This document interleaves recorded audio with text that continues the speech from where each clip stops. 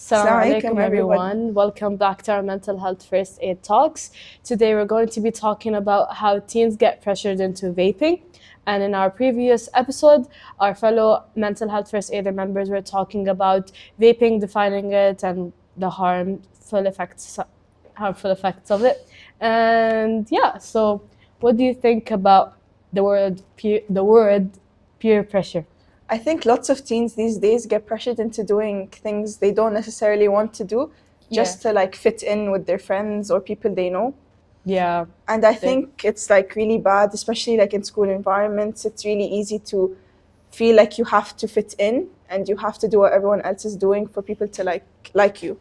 Yeah, it's like really not like everyone's normalizing vaping, saying, oh, it's just flavored air, but like they don't know how much damage it can actually do to you. The nicotine in the vape rewires your brain, and it affects how you sleep, how you think, your energy.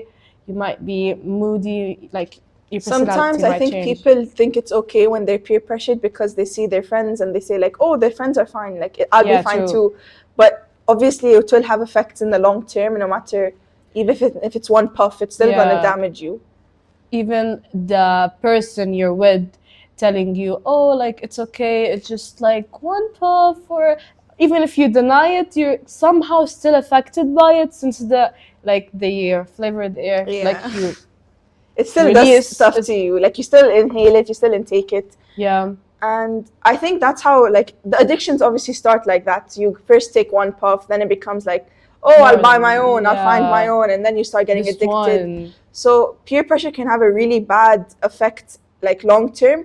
And I don't think so many people realize that when they see a friend do it, they're like, it's fine, I won't ever do it again. It's just now to show my friend, like, yeah, I'm cool, and yeah, I'm this, and yeah, I'm that. But it really does hurt you in ways that you don't understand yet. That's why it's not encouraged in Islam to smoke, as it affects your brain.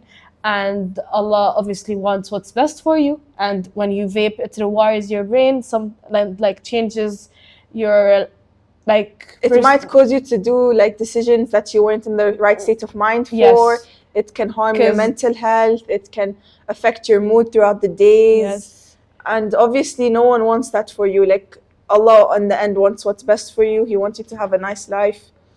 And I think teenagers, and we also don't know that much about vapes, as in there's so many chemicals that go into it that scientists haven't even done enough research on them to uncover like a % of what's inside them. And you just think, oh, nicotine and like air, like I'm just breathing it in. But it can do so much more to your lungs that I believe it can be more harmful than smoking cigarettes. Yeah, because there's so much more chemicals that go in to make it flavored nicely, and the way you have to even like in the packaging, it shows you like the effects, like in the cigarette it says smoking kills. People still go for it. I mean, we need to research more about the chemicals we're inhaling into our lungs. And so obviously like peer pressure can happen at any age. I mean, even adults can get peer pressured if they're in certain circles, but teenagers specifically, I feel like if they want to fit into a certain friend group, or like they want to get friends, or they feel like they'd be left out from a certain situation because of it, I feel like it's really easy when teenagers like just do stuff to fit in and want friends. So that's why it's really, you have to be really careful like at this age to make sure that you don't succumb to the vaping of it, because that's one. You can obviously get peer pressured into doing other stuff like skipping a class, and that does have like effects which aren't necessarily as bad because they're not affecting you physically. But when it comes to vaping, you're getting personally affected, and it will take like a toll on your life. It will. And now we've talked about how teens can get peer pressured into vaping. Now, what would you do if you are put in that situation? I believe you could avoid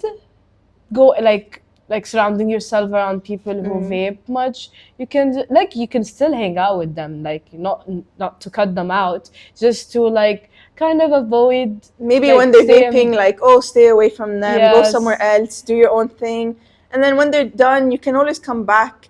And obviously we shouldn't encourage them. Maybe you can tell them like, oh, it will be bad for you. And if they don't listen, and you really know that something might happen to them, you can always obviously tell an adult. There's Yeah. always that option. Like, that's Yeah. number one. I think everyone should know. Like, you can always tell an adult, or at least someone that's older that you trust, that knows that can get through to that person. It's always better than letting them do it and you knowing they're doing something wrong. Yeah. So if anything was to happen, you won't like regret it in the future. Like, at least I tried helping them out. Even you could try telling them about the side effects of vaping. Like, try convincing them to stop, to gradually stop, at least, if not stop fully. And another way you could avoid to be put in that situation where you're going to feel peer pressured is you could just say no. You don't have to be too passive or too aggressive about it. Just be assertive. And just know that if a friend does start to be like annoyed, or they start to cut you out of certain situations because you said no, then that's not a true friend. Yeah. Like, if someone does do that to you, you should honestly like realize and be like, okay, this is not the kind of people I want to hang out with. There's always like a bunch of other people that are nicer, kinder. They would let you in, and even if they do certain stuff that you don't like, align with, you can still be friends with them as long as they don't start to make you feel less included because of those things. Yeah. And at ASCS, there's some. We have this like QR code that's posted around the school everywhere. We'll also keep it in the link in the description, and it will also be somewhere on the screen. It's an anonymous vaping report form, and basically it aligns with our school values, it aligns with the KHDA, and it's just to ensure that you want to keep someone safe. So obviously you're going to tell someone, but you won't necessarily feel like you're snitching on them because they won't know it's you. So it's more of a safe way to make sure that the people around you and the people you care about are safe as well. To recap, if you want to reach out to any of the social workers, we have Ms. Mona for the girls and Mr. Mubarak for the boys. And thank you for watching this episode. See you in the next episode, and Salam alaikum.